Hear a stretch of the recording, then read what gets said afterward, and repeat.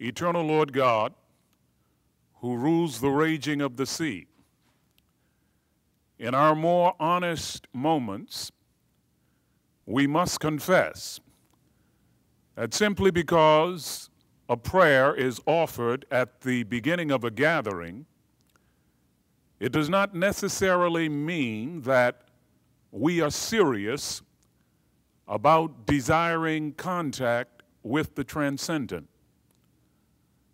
But like it or not, you are here.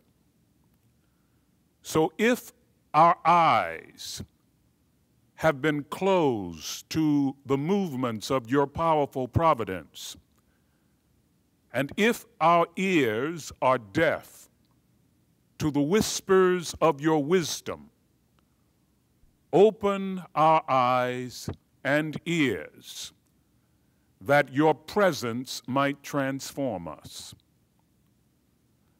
Let your presence disturb us when we are too well pleased with ourselves, when our dreams come true because we have dreamed too little. Let your presence disturb us when with the abundance of the things we possess, we forget to feed the hungry, to give water to the thirsty, to clothe the naked, to visit the sick, to minister to the incarcerated, and to take care of the strangers. O God, let your presence disturb us to dare more boldly, to venture on wider seas where storms will show your mastery, where losing sight of land, we will find your stars. May our time this day in this place glorify your name and enable us to push back the horizons of our hopes and move into a future fueled by faith, focus, and fortitude. Bless our food and fellowship, we pray in your sovereign name. Amen. Thank you very much, and please enjoy your lunch.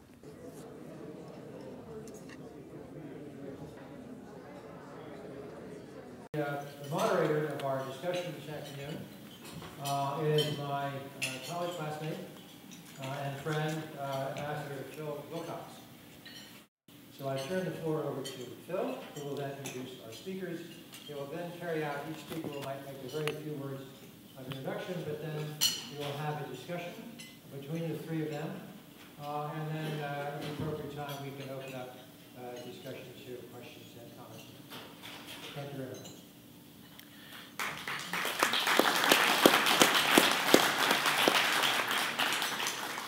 Thank you, Warren.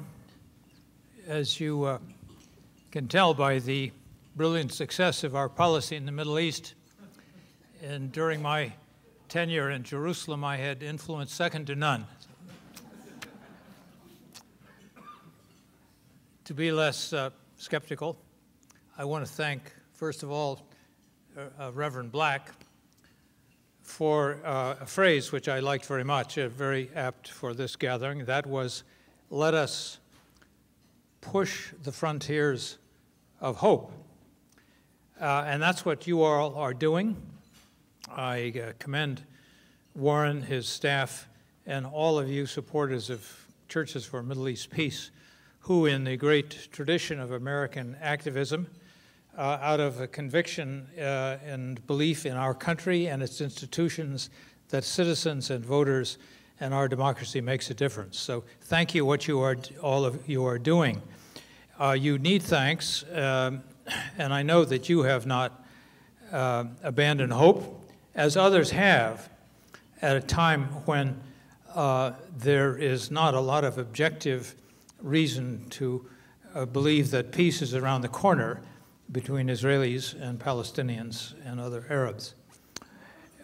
Indeed, a prestigious think tank called the International Crisis Group has just come out with a report describing what we have long called the peace process, and its title is "The Emperor Has No Clothes." That describes, I think, quite accurately what has happened, and it reinforces the need for all of us to do a lot more. So thank you for what you're doing. We're going to hear from two experts on perspectives for peace. I can't assure you that they're going to offer a vision of rapid progress toward peace, but they will give you the reality of the situation here and what is possible in the long run, what is possible in the short run. Lara Friedman is one of Washington's preeminent experts on this issue. She comes to it from a policy background and a diplomatic background. Lara has served in Beirut, in the U.S. Foreign Service, where else, Lara? In Jerusalem, and so she brings a huge background in U.S. government policy and diplomacy. Lara is the director for policy and government relations at Americans for Peace Now, another terrific American citizen group which is doing an outsized job, as CMEP is doing, to try to influence American public opinion and U.S. government opinion.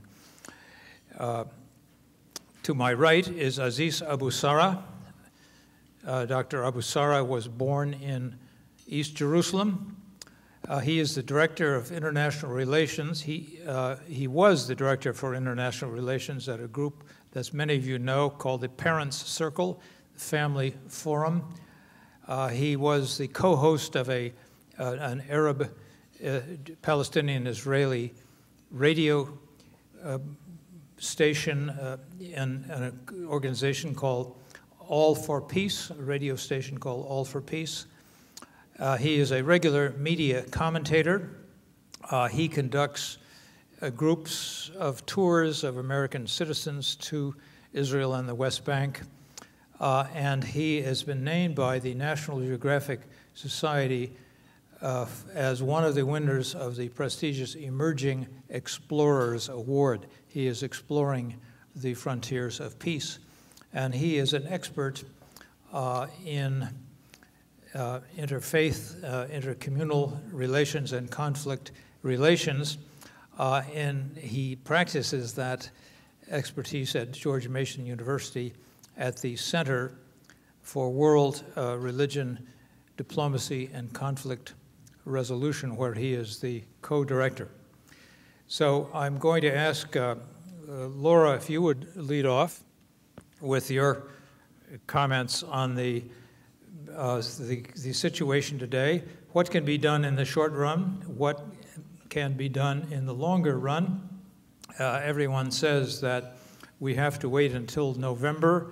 There is some expectation that the Obama administration is going to plunge back into active diplomacy. We all hope so. Lara, could you give us your thoughts? And then we'll turn to Aziz, and then we can have a discussion.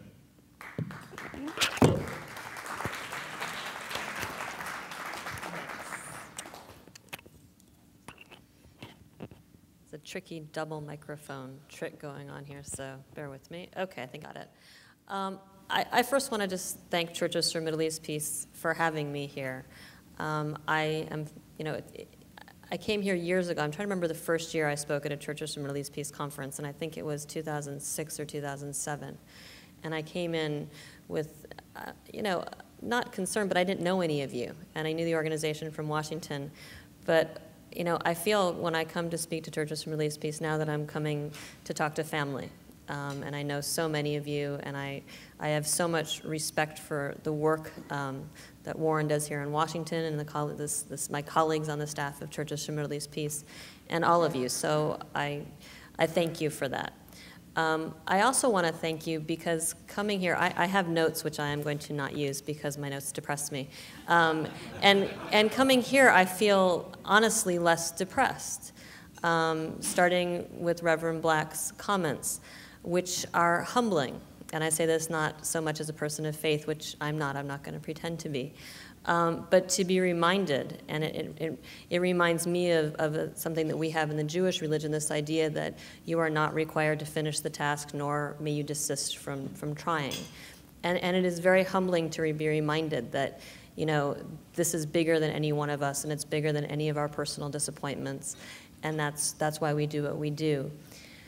In terms of answering Phil's questions, you know, I have all the answers, just so you know. I could tell you, but then I'd have to kill you. Sorry. This is what happens if you feed me before you put me on. These are difficult times for those of us in the American Jewish and Israeli peace camp. I think they're the most difficult times of any time since I've been working on this issue.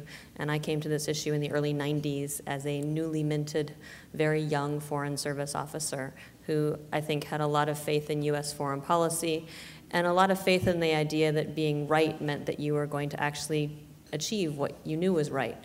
I still believe that we're right. And I think that's something that we have to hold on to. I had a conversation just before coming up here with Dale here, and it's a conversation I've had with colleagues of mine before when people say, why is the left constantly, you know, saying all these things that are anti-Israel? Why are you on Twitter constantly putting stories on Twitter that are anti-Israel? And my answer is, the stories aren't anti-Israel, the facts are anti-Israel. And they're not anti-Israel, they're anti the policies of this Israeli government. And those of us who care about Israel the most are the people who are going to be the most energized right now, not the most depressed. I come at this as someone who cares deeply about Israel. I have very little confidence that between now and November, US policy is going to suddenly become confident and shift into some sort of overdrive that is going to change things. But I also have confidence that the status quo and the direction of Israeli policy is suicidal for Israel. And that's for Israel as a Jewish state, which I care about. I want Israel to have a Jewish character, and I won't apologize for that.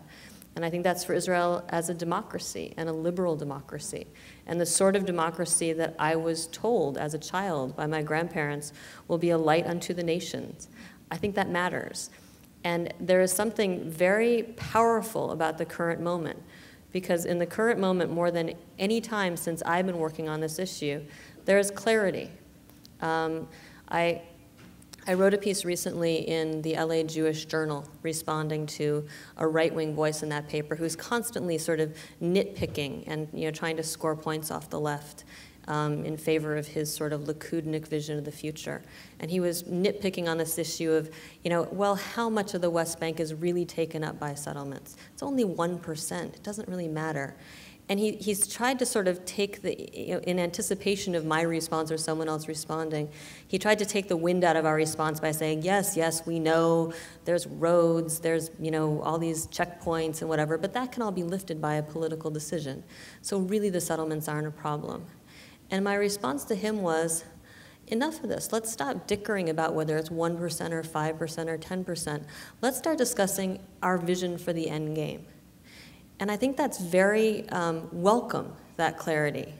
My vision for the end game is an Israel that can hold its head high, that nobody will challenge its right to self-defense, with recognized borders, with a recognized capital in Jerusalem. That's my vision of an end game, and I'm willing to fight for that. The vision of the end game, for those who are playing games and dickering over the percentages because they want to keep as much of the land, doesn't jibe with any of that. And I think this is a moment to say to people, okay, you want to say that we can play games and unilateral withdrawal from here or do this? Explain to me what your end game is. Because that's an end game that looks a lot like the current situation, but probably a lot more violent, and with a lot more global BDS campaigns, and with a lot more anti-Semitism, and a lot more dangerous for Israelis and I think for Jews around the world.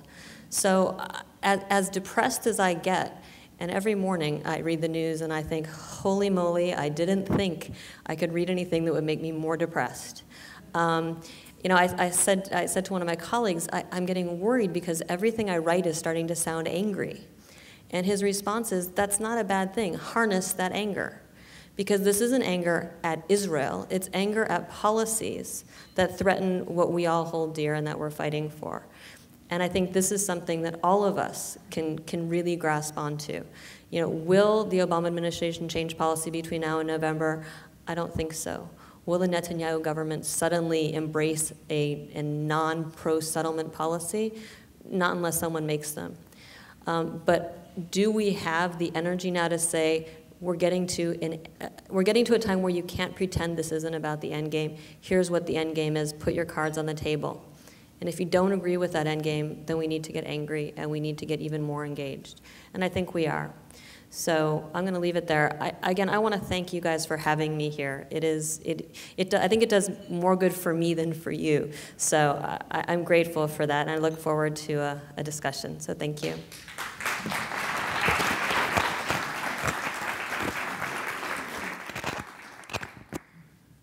Since Lara said everything and all the answers, I guess I can just pass it on. No. Thank you so much. I'm happy. This is actually my first time here, and I'm happy to be with you and to join you. And mainly because meetings like this, to me, is what gives me hope, is realizing I'm a Palestinian, and realizing that we're not alone in this struggle is very important to us. And seeing your faces, seeing your dedication, your commitment is very important and inspires me, because it means as long as somebody is standing for the cause, then it's not lost yet. And so we have still a lot of hope. I am optimistic. I see all the negative, and I'll talk a lot about it too. But I am optimistic in looking at occupation cannot stay forever. And one way or another, 1 year or 10 years or 20 years, it will end. The time it will take to end depends on us and how much are we willing to work to make it end as soon as possible. We're supposed to talk about peace perspectives, peace process. And a few years ago, I was talking with Ahmed Tibi in a conference, and we were talking about the peace process and where we are with the peace process. You know, it's been going on for so long. Every once in a while, I forget how many years, because it's 18, 19, 20, you don't know.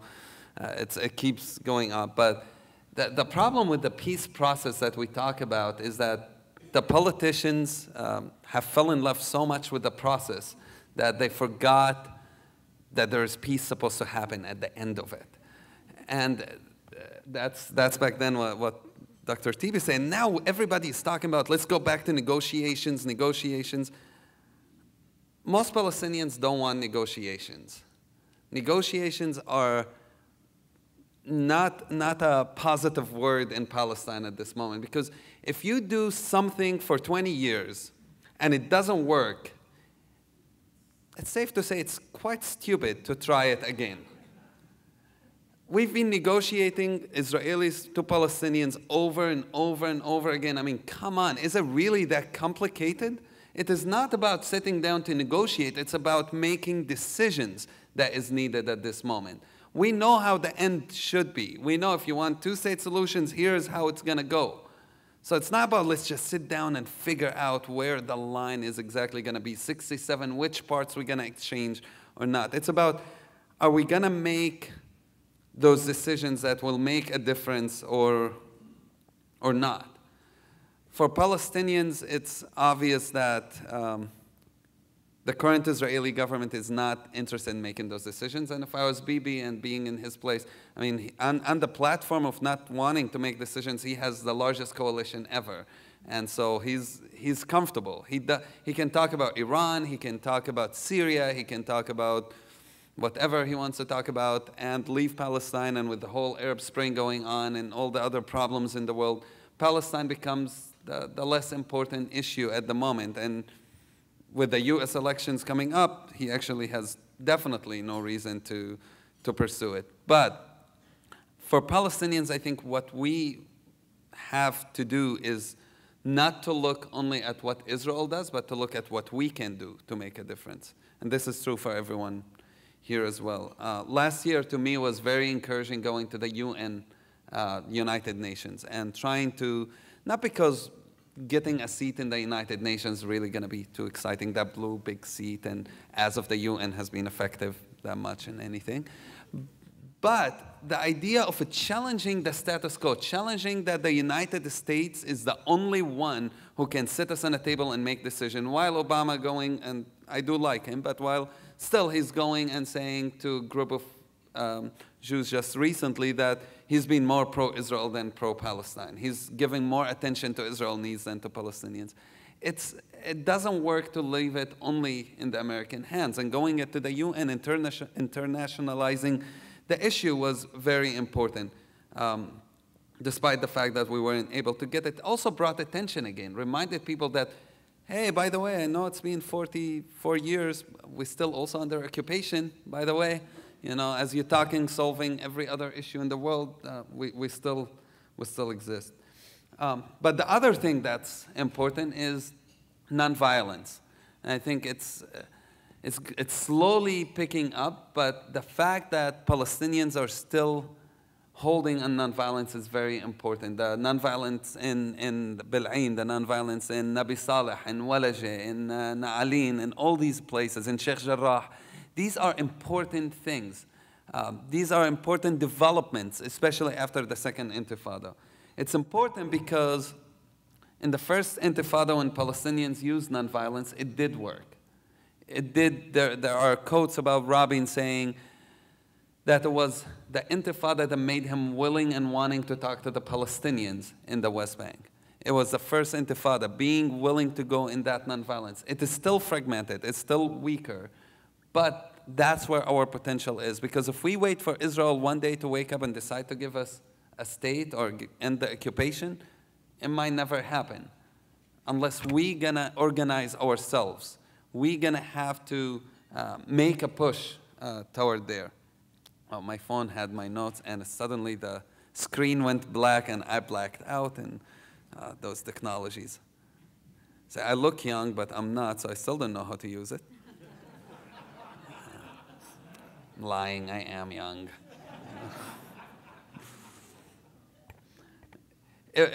It's amazing. You know, a few years ago, I remember going to do, I was working, somebody from Just Vision still here? No? Yeah. Hi. We were screening the Encounter Point in Ramallah, and it's one of the films that were made about the Parent Circle. I was chairing the Parent Circle then, and we went and it was about nonviolence, and we had all these guys come in. Some came even with their guns and were pissed at us. Really mad. What? This doesn't work. You're willing to give up Palestine. How could you do this? And watching the difference between then and now, and the reaction, even by some of Hamas leaders, a lot of Fatah leaders saying, even when they don't necessarily mean it, seeing that change and saying, yes, nonviolence works, watching the Arab Spring saying we can do the same thing here has been an exciting thing. It's trying to realize that, you know what, if it worked in Egypt against a dictator like Mubarak, if it worked in Tunisia, then why shouldn't it work with us? And if we're the ones who started it in the first Intifada, being an inspiration for others, then why shouldn't we return to that? And I think there's a lot of hope in growing that movement. There's a lot of work needed because a lot of the leaders of that movement are in Israeli prisons. So when next time somebody asks you about where's the Palestinian Gandhi, you can just point to one of the prisons and say there are quite a few there. But that is a price for nonviolence. It is not cheap, and you pay for it. It's costly. Everyone from Martin Luther King here to Gandhi, everyone pays for nonviolence. It is not sitting and doing nothing. And so we are, as Palestinians, also paying for it, but that is the best choice for us. So thank you so much for listening to us, and I guess we'll have discussion.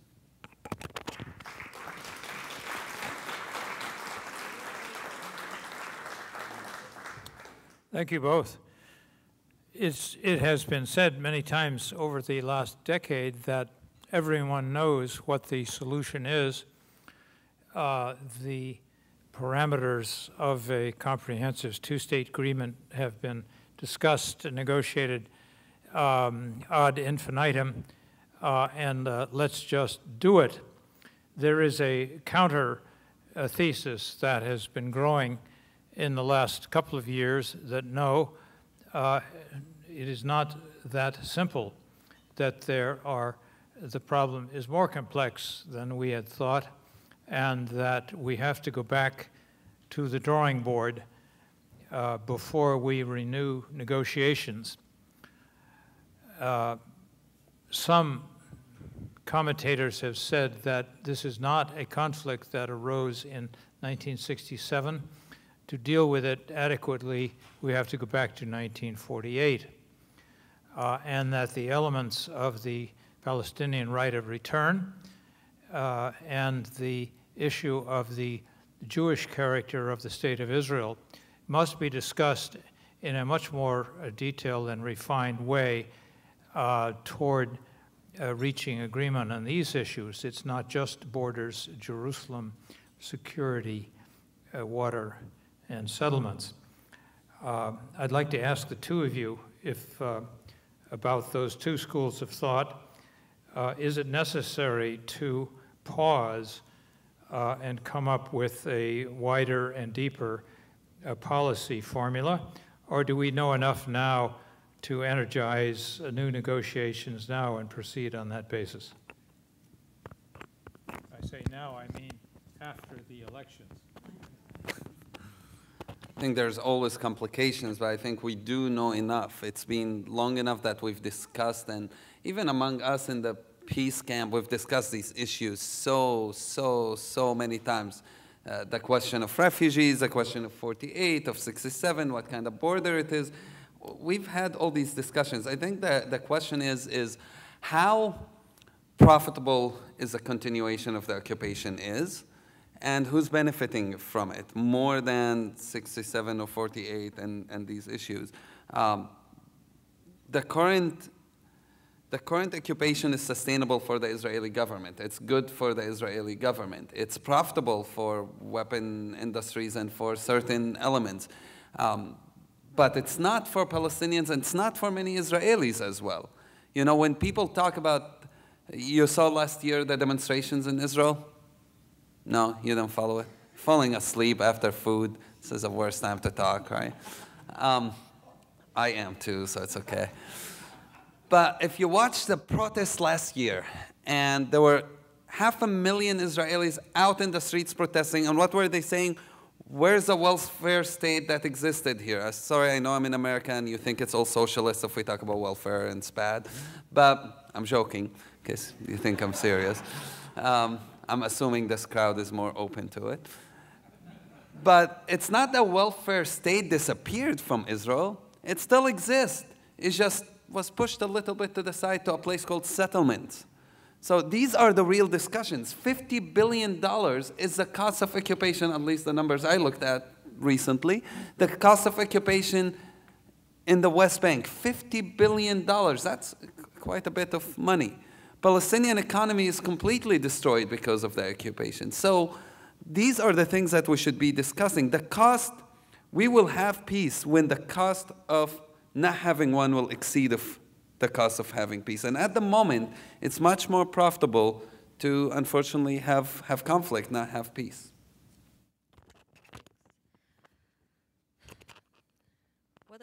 On the question of whether, I would take up where you left off, on the question of whether it's more profitable to have conflict or have peace, I think Israelis today don't recognize, both on the economic side, but even more on an existential side, what they're giving up in order to maintain the occupation. I think this is the biggest challenge for the peace camp, for Israelis to understand that. And we have moments where the American Jewish community seems to start to grasp it a little bit, when the Knesset starts passing legislation which is openly anti-democratic, not undemocratic, anti-democratic, small d. There are moments when people realize it, but there's still this deep denial.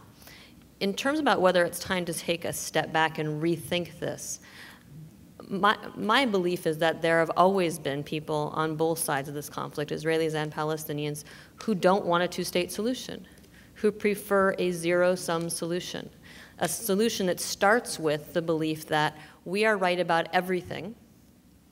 All of the equities belong to us here. No one else has legitimate equities. And then whatever the solution is flows from that. That's clearly not where I am. But we have a situation today on the Israeli side where we have an Israeli government that for the first time since the 90s and the birth of the peace process is actualizing that vision. So we have Prime Minister Netanyahu coming before the US Congress, and I encourage people to go back and read his speech. Or if you want to have fun, you can read the annotated version of his speech, which I put on our website. The subtext of his speech is quite clear. We, the Israelis, are the only party that has legitimate rights between the West Bank, between the Jordan River and the Mediterranean Sea. Any amount of land that the Palestinians get will come from our magnanimous, generous offer. If they don't like it, that means they don't want peace. We're seeing an effort to reframe the issue. So if that's the land issue, let's talk about Jerusalem. I would encourage you guys to look at the speeches. Bibi made several speeches on Jerusalem Day. It's a very similar narrative. There is only one group that has legitimacy, legitimate claims in Jerusalem. It is the Israeli Jewish people. Everybody else should be thankful that we are so generous in our respect for religious freedoms. But it all derives from our rights, not anybody else's legitimate claims. We have a colleague here from UNRWA. If you look at what's happening on the refugee file right now, I mean, these are the final status issues. So for 20 years or so, we talk about everybody knows, we're talking about what everybody knows on these files. And suddenly we've got an effort which according to the Israeli press is being led out of Israel, not out of the US Congress, to reframe the refugee issue and effectively define Palestinian refugees mostly out of existence. It's going to look more or less like what everybody knows. Anything else is not going to be a solution. It's going to be an outcome, and it's going to be an unstable and violent one.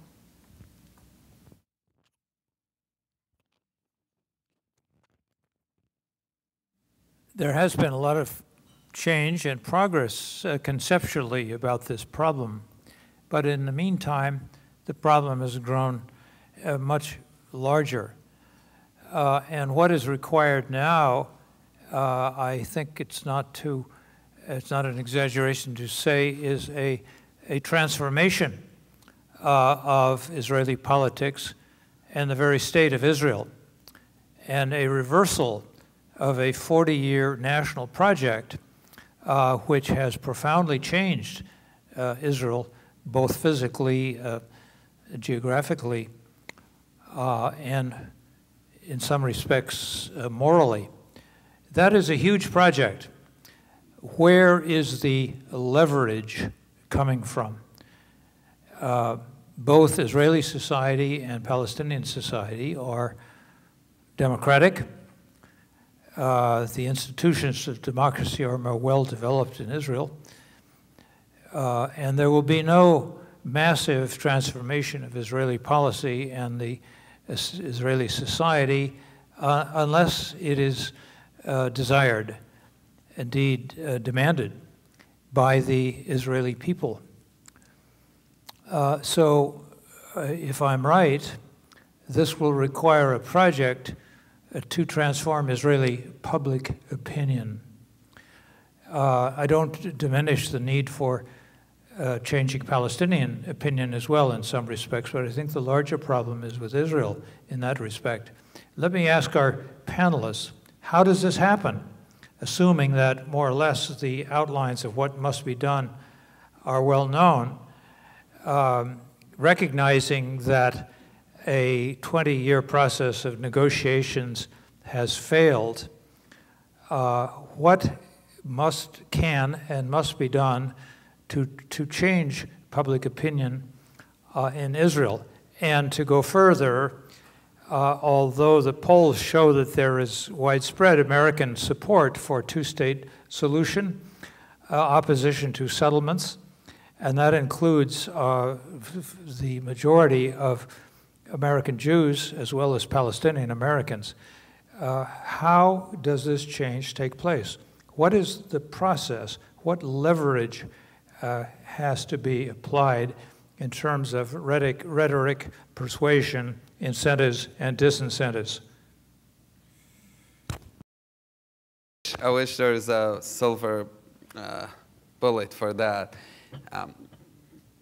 I used to work, as mentioned earlier, with the Bereaved Families Forum, the Parents Circle, which is an organization of Israelis and Palestinians who lost family members in the conflict.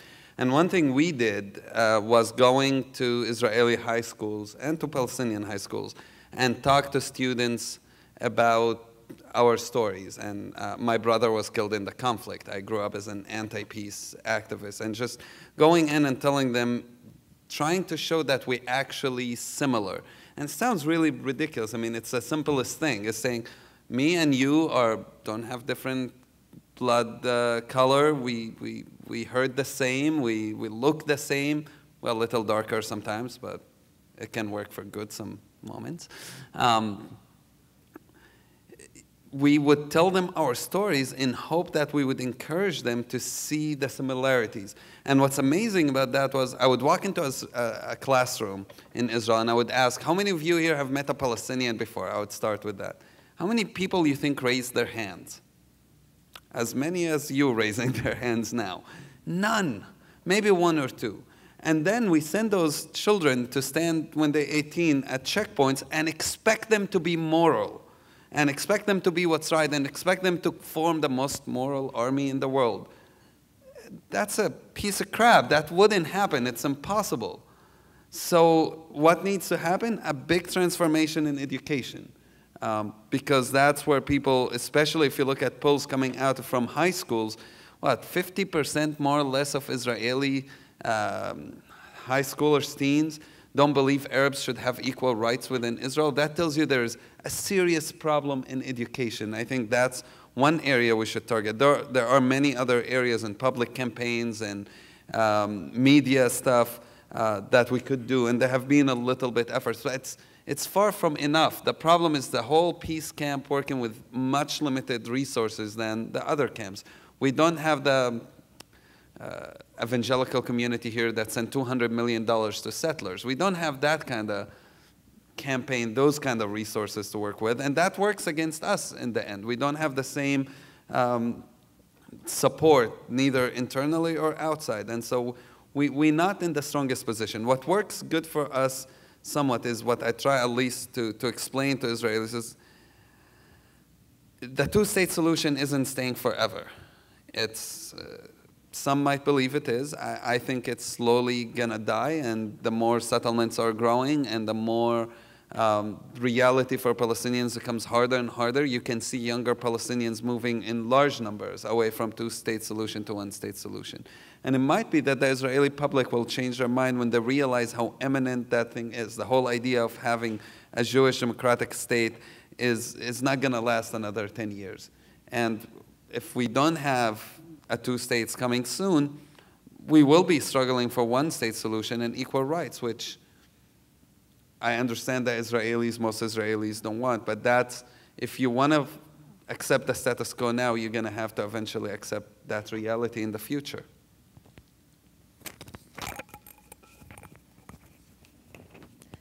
So I don't have a good answer for this question. I guess my starting point is I believe Israel is coming to a crisis point internally, and I think the occupation is a big part of that. And Aziz mentioned this. I mean, for those of you who didn't follow it, the Occupy movement around the world was set off by what happened in Israel last summer.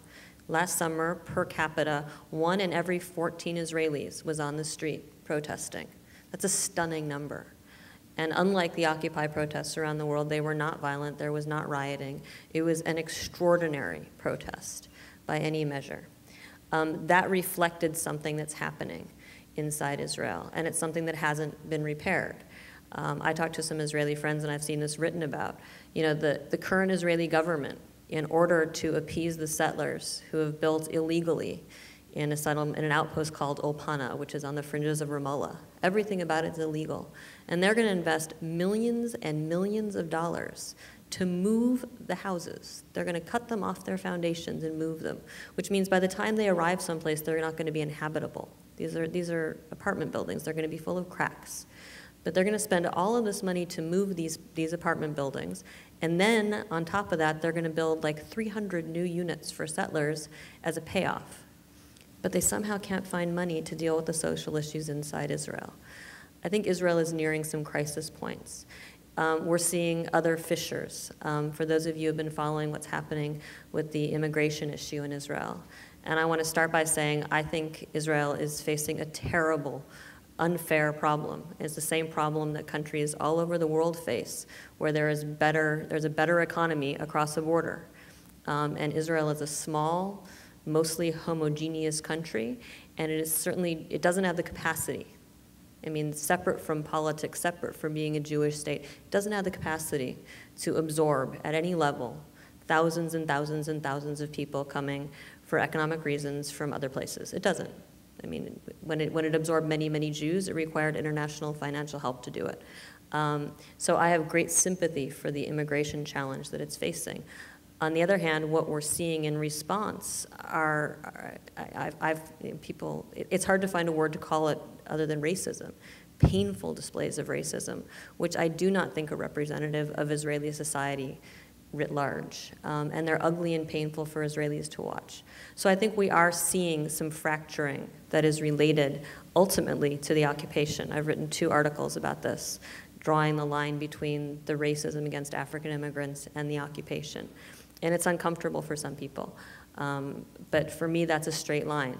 If you have spent 40 years, my entire lifetime, dehumanizing another people, you start by dehumanizing the Palestinians, you dehumanize human rights workers, you dehumanize internationals who come help, you dehumanize Peace Now, you dehumanize everybody who stands for anything that you disagree with politically, in order to support the settlers.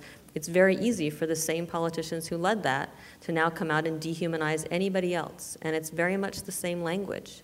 These people are a threat to us. They're a threat to the Jewish character of our state.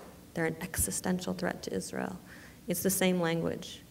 So I do think we're seeing, I don't know how much worse things have to get, but I think we're seeing something that will spark some transformations inside Israel, hopefully sooner rather than later. The last point I'll make is, and I speak as someone who was on the ground during the Oslo crisis, the Oslo process when it started, I don't know if this has to come with a transformation in Israeli society first. Oslo didn't. Oslo was led by leaders who had vision, and the people came along. And they actually came along quite willingly, because people are ready to stop fighting. They're ready to have hope. My colleague Danny Seidemann, and many of you know him, he talks about the law of gravity being suspended in this conflict. There are no consequences for when Israel does things in defiance of its own promises, its own commitments to the U.S., in defiance of its own best interests. There are no consequences. And that law of gravity has to be reimposed. And, when we see Israel reacting, and by the way, I'm not in favor of BDS against Israel, I want to be very clear. But I am in favor of targeting settlements, and I'm on the record with that. If you don't agree with settlements, you shouldn't be buying settlement products. And when people say, oh, that's meaningless, don't do any good at all, if it's so meaningless, why does it upset the settlers so much when you say you're not going to buy settlement products? So I think it does make a difference, and I do think this can be led, and the people will follow. Let's talk about U.S. policy. There is a strong view among many Americans and in the media that the U.S. government, the executive branch, and the Congress have become hostages to powerful lobbies that prevent our government from advancing rational, helpful policies that protect U.S. national interests. Yet there are abundant public opinion polls, as I said before, that show that the majority of the American people, Jewish, Christian, and Arab American, do understand the challenge of peace between Israel and Palestine, the need for American diplomatic leadership, and more specifically, an end to settlements and a shared Jerusalem. Do our political leaders, the executive and congressional level, exaggerate the power of these lobbies And do they fail to notice that there are other lobbies of whom people around this room are members that are also active? What can be done if it is true that we are all hostage to lobbies who may reflect a minority of American public opinion, or can we resurrect our democracy and make it work? If we can't, then we will have little influence, I think, in bringing a positive influence to bear on Israel and Palestine. I think they listen to Americans. Indeed, we are, in many ways, with respect to Israel, their best friends and protectors. Do we speak honestly to them? Is there a way that we should change our rhetoric without threatening them, while assuring them of our interest in their well-being and security? Are we somehow deceiving them by saying everything is fine, there is no daylight between us?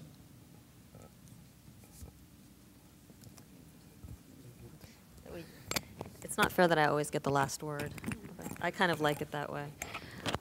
Look, I don't think I've said this many times, I think the most pro-US president, history will judge that the most pro-US president is not the one that gives Israel the most weapons or gives Israel the most cover at the UN or whatever else. The most pro-US president in history will be the one that helps Israel make peace and end this conflict with the Palestinians. For me, that is a no-brainer. So for anyone to say, I am the most pro-US president in history because I gave more weapons systems, you know what, I actually support, I want to be very clear again as Peace Now, I very much support the US commitment to Israel's security.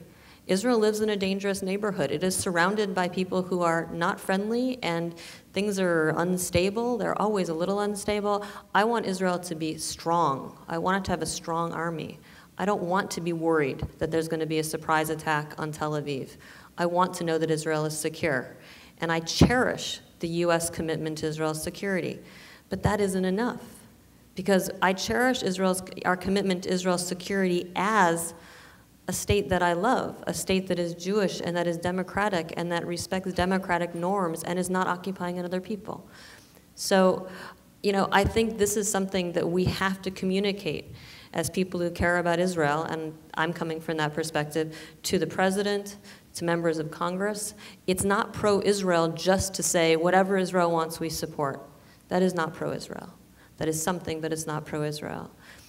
In terms of whether anybody's held hostage, look, I mean, the political calculations made by members of Congress, by the president, are complex. I don't always understand the calculations they make. I think President Obama had such tremendous support when he came in. I think he could have gone ahead and pursued his policy, starting with settlement freeze, and pursued it to a very successful end. I don't know why he didn't. I think we need to be very clear with members of Congress and with the president what we want from them, and we need to do it in terms that they can hear. And they need to understand that there are people who are, you know, I said this to a friend, I'm not speaking as Peace Now for a second, I'm sure the Obama administration, hello? Oh. Sorry. Hello? Oh, there we go. I'm sure the Obama administration takes me for granted as a voter. Hello? Oh, there we go. Yes? I am personally, I think anyone would guess, I'm pretty progressive, I'm pretty liberal, I always vote Democrat. I live in Washington, D.C., so my vote isn't very important, and they take me for granted. And you know what? That's fine. I understand that as a political calculation. But there are people who they are never going to bring around, no matter how right-wing they veer on Israel. There are people who will pocket that and then still attack them. That is not the constituency they need to be aiming for. They need to be aiming for the constituency of Americans, Christians and Jews and Muslims, who maybe this isn't their top issue, but for the love of God want there to be peace in the Middle East and recognize it as something that's important to them personally for whatever reason and is important to US interests. And we'll support a president and a Congress that is committed to this and looks serious. That's what they need to be aiming for, not the fringes on the right. And frankly, they don't need to be pandering to me. It's okay. And that's what we need to be communicating to them and to the next administration, whether it's an Obama administration or a Romney administration. I might be missing something, but I really have a hard time understanding how it is a friendship when you see a friend hurting himself and say, oh, I don't care, keep doing it. But maybe friendship is defined differently here. I don't know. I'm new to this country. Just moved here a few years ago, still understanding different things. But it really doesn't make sense, because every analyst will tell you that actions of the Israeli government eventually will hurt Israel. And still you hear, well, just even recently, Romney was talking a couple days ago, and the same day Obama honored Shimon Peres, the president of Israel, who spoke about how Obama has given way beyond what he promised to Israel, been way more giving, more helpful, gave way more money and weapons to Israel than other presidents. And Romney said, I will do exactly the opposite of Obama, which I don't know if that meant good thing or bad thing. But I had this funny reaction, heard I'm like, oh, great, oh, wait a second. So he caught me there. I was going to vote for Romney. But it doesn't make any sense. What else is needed? Is really supporting Israel going to war with Iran? Is really supporting Israel continuing the occupation?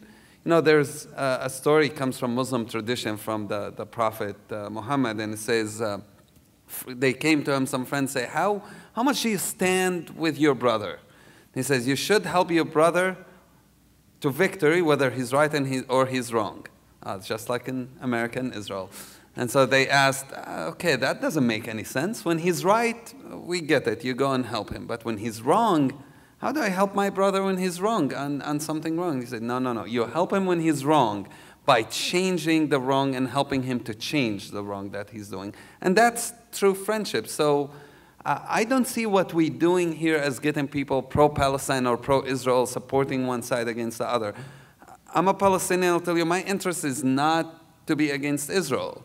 My interest is not to convince you to come in anti-Semite, anti-Israel. No, I don't have any hatred toward Jews or toward Israelis. I think you can testify that it's true. We're friends, right? No. But, how could you? We'll see you later. I forgot what I'm going to say. But my interest is really figuring a way for us to live together, to coexist next to each other. It is possible. We're not doomed to continue living in a way to kill each other. And this whole politics of people here getting votes over our lives in Israel-Palestine is not acceptable. Just because it gets you a few votes, it's costing people lives, it's costing people happiness, it's costing so much.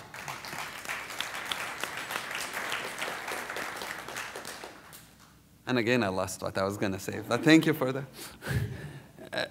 As for different lobbies here, I think, yes, definitely there are lobbies, but there are different lobbies. I mean, the Israel-Palestine, the Israel lobby is not the only one, unless you were talking about J Street. No. But we have to work a lot harder to, instead of complaining about other lobbies, to get stronger. The other lobby doing well because they fundraise very well and they have a lot of people. And the assumption that, I've met people in well, we're talking about AIPAC, so we can say the name. This is not going anywhere, the filming, right? It's not going to be in Fox News tomorrow. But instead of complaining about them, I think we have to think they've been successful. How can we be as successful? How can we be as productive? They've engaged a lot of communities, and not only the Jewish community. When we talk about AIPAC, people think the Jewish lobby. It's not true. There are more Christians that are part of AIPAC than there are Jews. There are way more foot soldiers who are Christians. There are way more money that's coming there from Christian sources. So we have to rethink about How much advocacy are we doing here? How much are we reaching out to communities that maybe we think are not interested?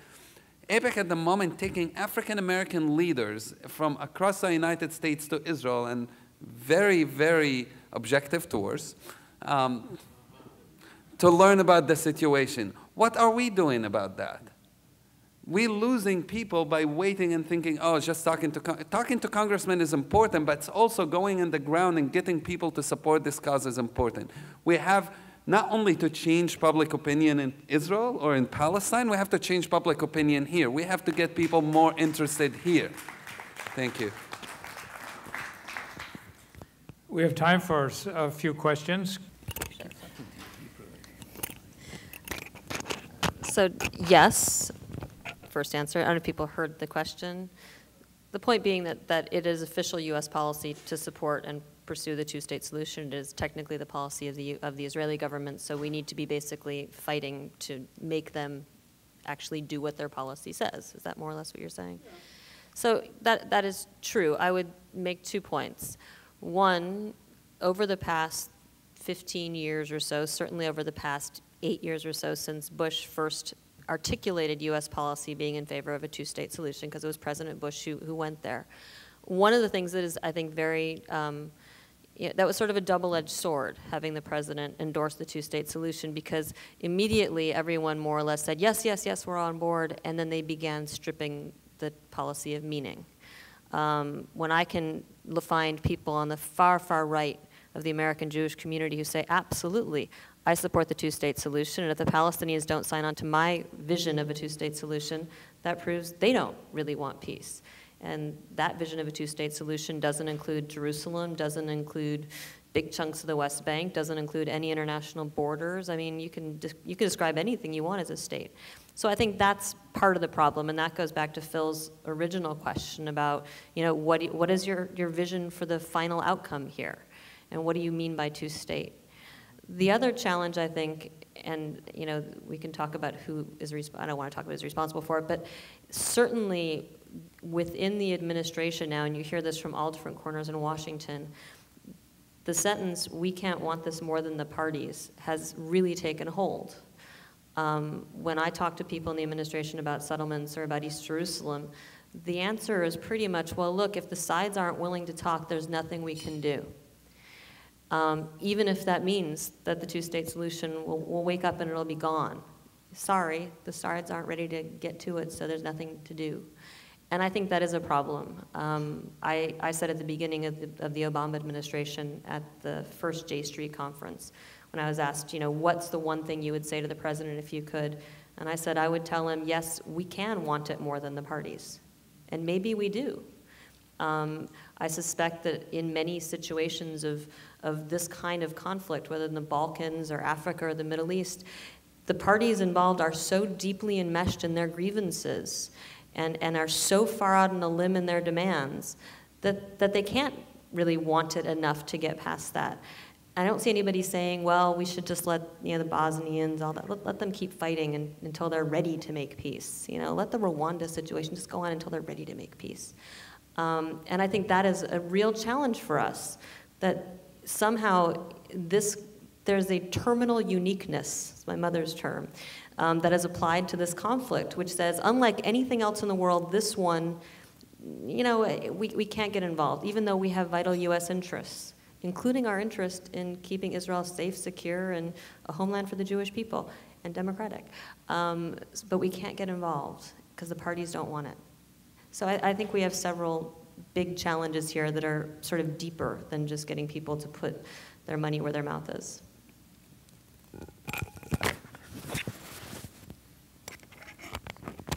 I have two questions which are identical. Can you explain how it is possible to have a, quote, Jewish democracy, unquote? By definition, if Jews have special status, it is not a democracy. If I can paraphrase, we Americans interpret democracy as a majority rule in regular elections, but that our democracy and majority rule is tempered by the constitutional protections for the rights of minorities. is the Israeli formula really democracy, or is it something very different? And is there a way that Israel could preserve its status as a Jewish democracy and provide equal rights for its minorities? I have a problem with it too. Obviously, Israel asked Palestinians to actually also recognize Israel as a Jewish and democratic state, which is a big problem for Palestinians for multiple reasons. But one of the main reasons is the Palestinians who live within Israel, whom still don't have fully equal rights. Sure, they have Israeli passports. But I was recently with a friend, Mohammed Abu Nimr, who teaches here at American U, and he had the best explanation of how, as a citizen of Israel, he feels when he goes back to Tel Aviv, to Ben Gurion Airport. And he said, compare it to America. When you come back after a trip to America, it doesn't matter what your color, who you are, you come to the airport and they tell you, welcome home. I've never heard that, by the way, in Ben Gurion. Neither did Abu Nimr, nor did a lot. You get that look. I normally get taken to a special room, VIP treatment, which is nice. They do sit me down in a chair for a few hours occasionally and talk to me and just entertain me. But it doesn't feel like welcome home. But it's also, when you talk about Jewish character, it's how much that Jewish character is not going to infringe on other people's character, Muslim or Christian. And there are moments, and I feel it in Jerusalem, and this is what Abu Nimr then talked about, where you feel, if you were Jewish in America or Muslim in America, it's like in Israel it would be like living a 365 days in Christmas. It is always very obvious Jewish character. And for me, as you know, when there is a Jerusalem day, for example, it is, I can't walk out the house. There's always these feeling that you don't belong, you are a guest for a lot of the Palestinian citizens. So there is a problem of implementing. Until now, it hasn't been implemented in a way that I could be convinced that it's possible. I think before, and this is probably where we might agree, I'm assuming, is before being asked as Palestinians to even accept that notion, is to prove that really the right of minorities within Israel, the Palestinian minority especially, can be really honored and recognized, where now they can't celebrate, we can't even commemorate Nakba anymore as a minority. So there is no real democracy in my opinion. There is a democracy in Israel if you are Jewish. If you're not Jewish, depending on where you are, if you're in the West Bank, no democracy at all. If you're within Haifa or Nazareth, you have a flawed democracy. You have certain democracy elements, but not full democracy. Do we disagree? So regrettably, we actually don't disagree here. You know, I was raised. It's always difficult when you find that the beliefs you've been raised on don't actually jibe with reality. And moving to Israel for me was quite an experience in cognitive dissonance. I was raised to believe that Israel can be Jewish and democratic, and I believe it can. That does not mean in practice that it is. It is something that I think is a shame, and I don't mean a shame like, aw, shucks. I mean it is shameful that it has not been able to do this. And I'm going to bring this back to the occupation. Israel has never dealt fully with the challenge of how to have an fully equal Arab minority because it's been so obsessed with the occupation and the political implications of that. This includes I feel like there's an editor who doesn't say this includes issues like dealing with internally displaced Palestinian Israelis who have Israeli citizenship, who since '48 have been living essentially as refugees in unrecognized villages. Israel is loath to sort of resolve their status for fears of what it will mean in terms of claims against them for land. So you have that problem.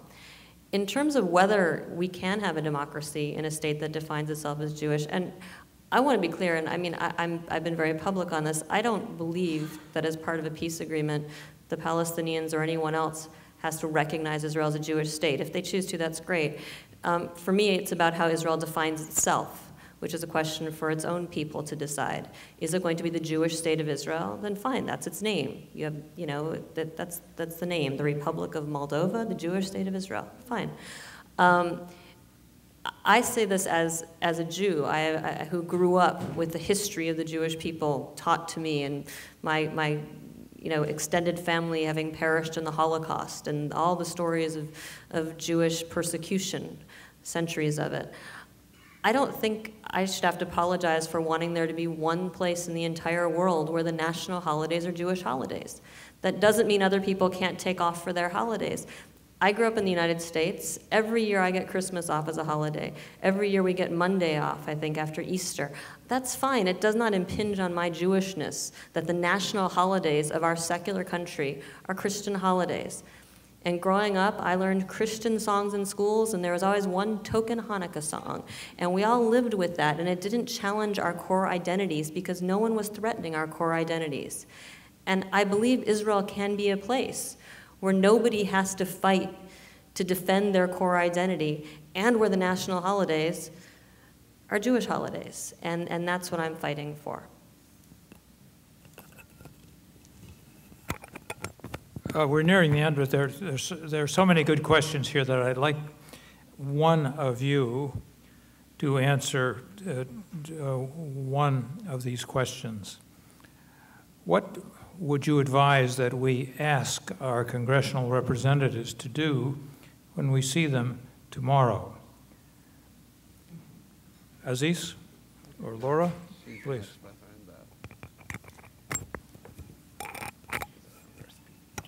Can't I have a fun question?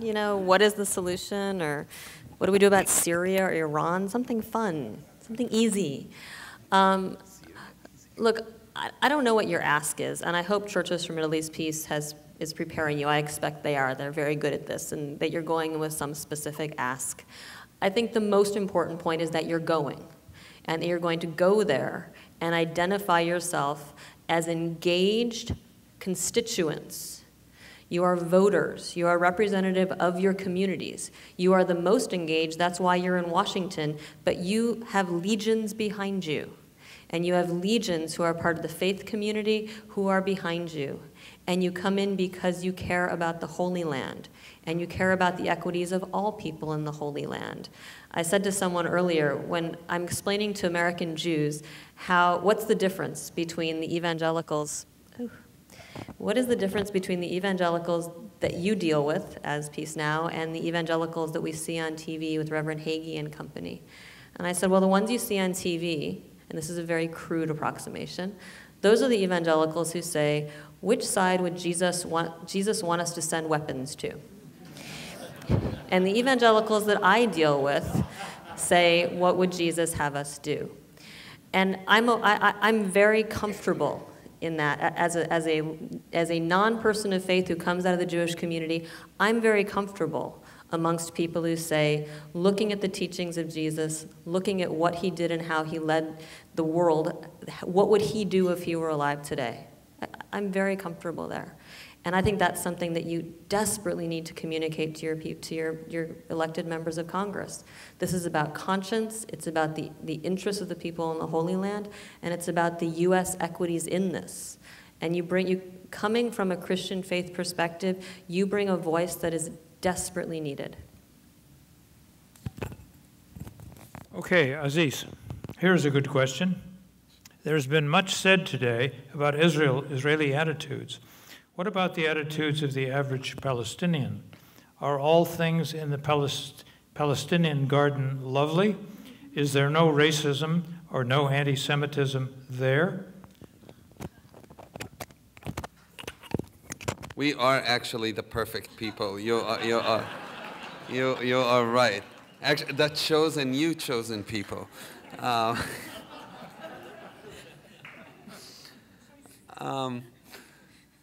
Okay. It's gonna take a moment. No, things are not perfect in our garden. Absolutely not. And earlier I mentioned some stuff, but I think what happens is when you are the oppressed, then often the focus is on the ones who have more power, and that's why we're talking more about Israel, because it is the one holding more the cards together. But wow, it's starting to happen to me. Dang, I thought we had a pact. No, but there are things. I mean, 2006 and 2008, Hamas getting into power. We have big internal problems within Palestine, divisions between different factions. I would say our biggest problem is not being united behind one vision. And that's something we have to keep working on. And it's hard because, well, we can't even move from one town to another sometimes. So that makes it a lot more trouble. The political issues, at the moment, we don't have a parliament that's voted in time for the Palestinian leadership. So there are tons of problems within Palestine. But I think there's a lot of movement within Palestine. Well, I mentioned one thing earlier. There are even division now between the one state and two state. If you went to Palestine 10 years ago, you hardly would meet any one-staters in Palestine. If you go to Ramallah now or to Birzeit University, you will meet a lot of students who will tell you, hey, the whole idea of two-state is not going to work. We are living in a Swiss cheese state. I don't want that. I want one state. And that maybe is not shown politically as much yet, but wait a few more years and you're going to see it as a major division in Palestine, because it's about what people perceive as reality. And at the moment, slowly people are perceiving two states not as a reality.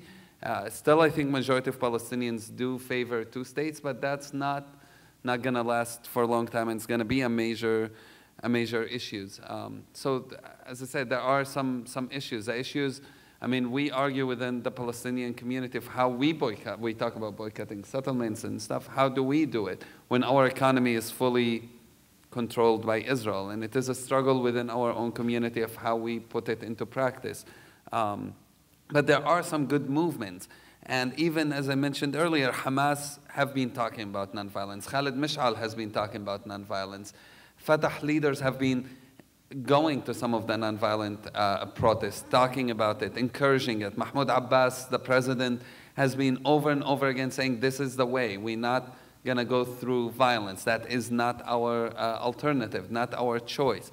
So while there are some issues, I think there are a lot of good movements, and I really hope that as negotiations now working, we're moving toward more diplomatic and nonviolent aspects of this resistance, that we do not slip again in a violent path, which some people within Palestine might want that, but I think we should fight hard against that notion. Thank you very much, Lara and Aziz, for a wonderful panel. Thank you all for your questions. We'll now adjourn.